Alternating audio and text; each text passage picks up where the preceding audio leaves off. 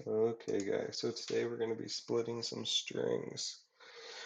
So as you can see above, we're going to get input from the user. It's going to be Ali Doe, and then we're going to split it up and we're going to output her first name and her last name. So let's get this started. So first we're going to need to get the input.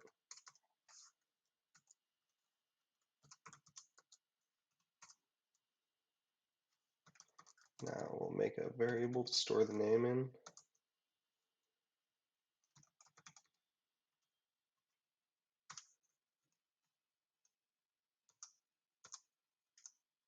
We'll make some more variables to store the other first and last name in.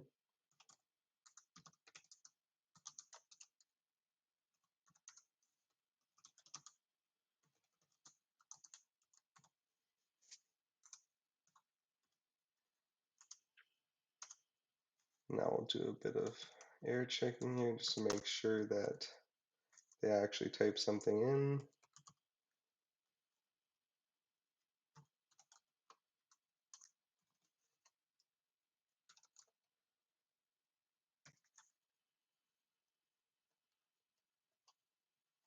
And now we'll assign the variables.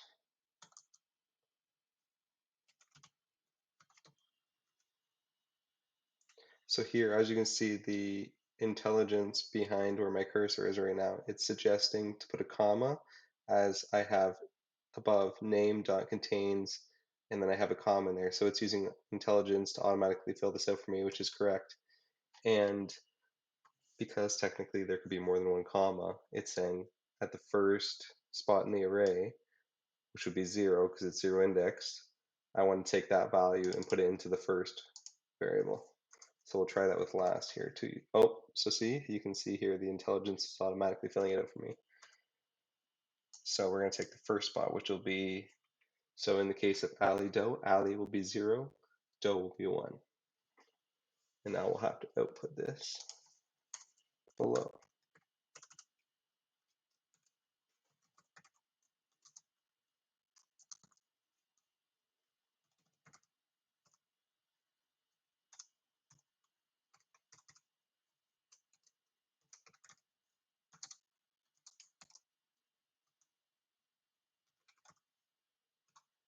So now if we test this out, it should work because we're outputting names.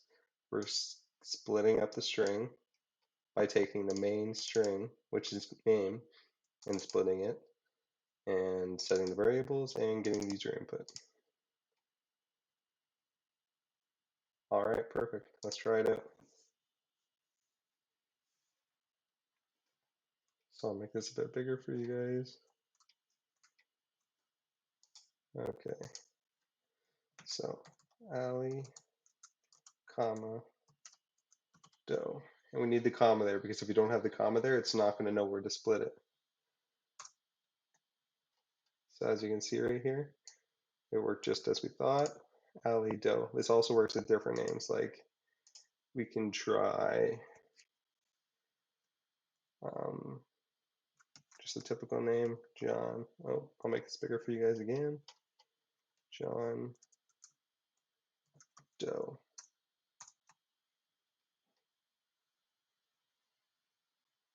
Interesting. Let's see why that broke.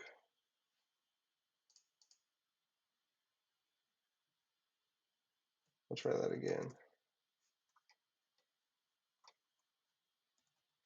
John Doe. Okay, so it did work. I was just being a bit anxious there. Okay, so as you can see, it works with that too. Now, typically you wouldn't address it by the value in the array, like as I mentioned here, 1 and 0. You would normally do a for each and go through each array value, I guess you could say, in the array. So I'll show you guys how to do that below.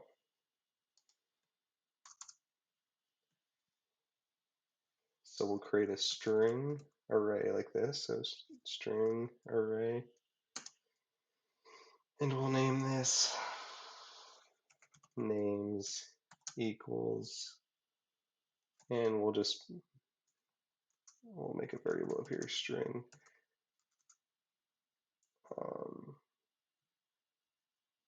n for names equals, you wouldn't normally store them like this, but for the sake of our example, we're going to store it like this. So equals n dot split, and we're going to split it by the comma again. And that's good like that. And then we'll do Joe, Sarah, Jessica, Tom, and Harry. All right, now let's spread this out a bit. Now we'll have to do a for each.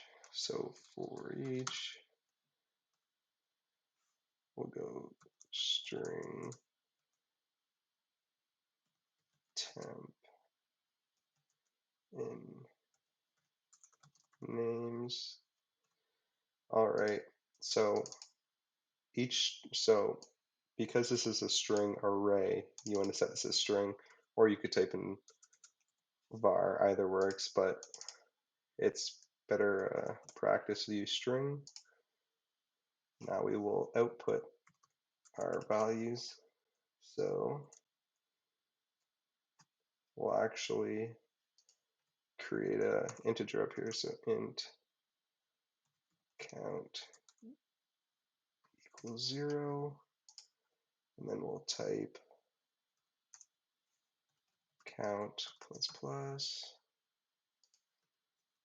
type in count plus. I'm just trying to make this look a bit better for you guys. That's all this is. So you guys don't really have to worry about this. Temp. Okay, so that should work. Now let's try it out, but we have to put some space in here. So we'll just take a few CWs in here. All right, should be good.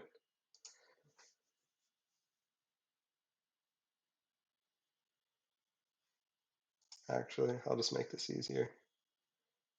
So let's just take this and we'll just comment that out. Then we'll try it this way. So as you can see,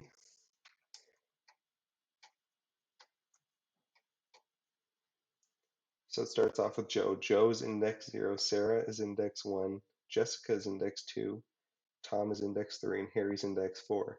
So again, because it's a 0 indexed array, it starts at 0. That's why Joe is 0.